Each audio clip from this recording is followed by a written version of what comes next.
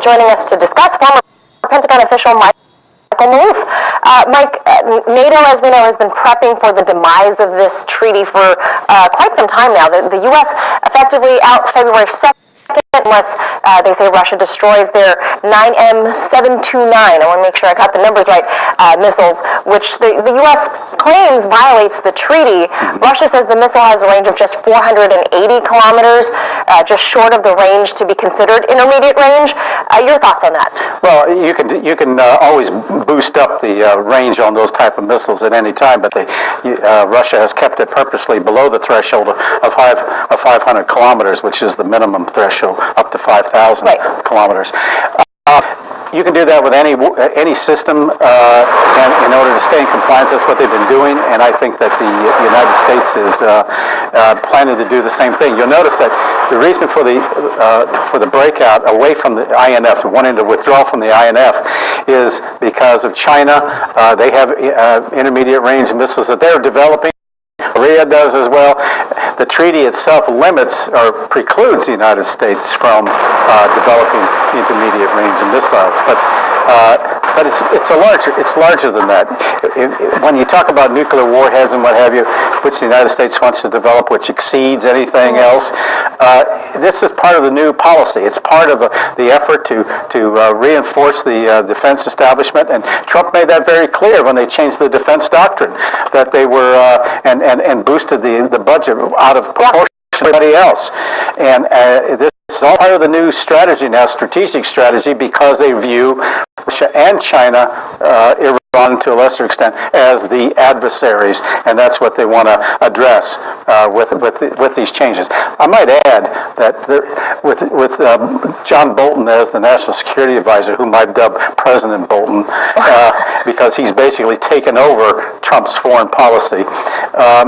He has there isn't an arms reduction package he likes, and I'm concerned that because of what he's now doing here, this could put in jeopardy the New START treaty, which comes up for renewal in 2021.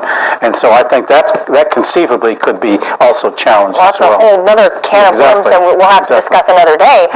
Good point, though. And speaking of Bolton, he has called this treaty outdated, especially given that the treaty was signed by the Soviet Union in 1987. The Soviet Union is no more. It's the USSR now. Is this a fair characterization that it's outdated? Well, Russia, when it became Russia again, assumed all the responsibilities and treaty obligations of the former Soviet Union. To make that clear, it is outdated in the sense that China and these other countries are going ahead with their intermediate development. You even have Pakistan and India developing these missiles. So, but the whole lot. A lot more people have nukes now. Exactly, and they have nukes. And the approach is, because they don't like arms reduction treaties anyway, the approach in any normal administration would have been, let's bring people together and revise the treaty in order to make it more inclusive given the day's realities. That's not happening, and it's just easier for the United States to use the INF to drop out and point a finger at Moscow, because it doesn't like Russia anyway, because of Bolton and company, and they don't like treaties, arms reduction treaties. So it's very negative. It's a very negative approach as to what could have been done. Now, speaking of China, how do they play into all of this, given they appear to be expanding their arsenal? Well, that's the whole key. That's why Bolton is upset with the arms reduction treaty with Russia, that it precludes the United States altogether from making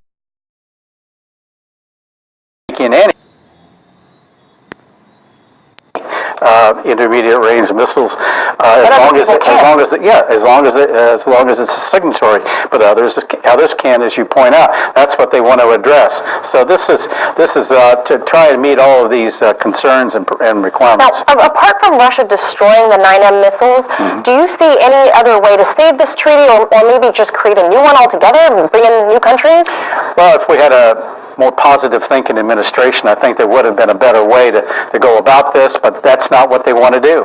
And I don't see I think the United States will go ahead and do the withdrawal, and because they just don't like arms reduction treaties. And the other thing is that Bolton's mindset is this precludes the America First agenda of keeping the United States as strong as it wants to be, as opposed to being limited by other countries, while other countries like China or North Korea might go on ahead and do its thing.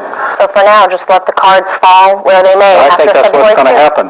But what it's going to result in is an arms race, a new arms race. And that's not only going to be very expensive, it's going to be even more dangerous, particularly given all the other politics that are going on, particularly in the Middle East, with the United States now gearing up to do something against Iran. Let the nukes fall where they may. I'll leave it right there. All right, as always, thank you for your insight, Michael Maloof. Hey YouTube, thanks for checking out our channel. We hope you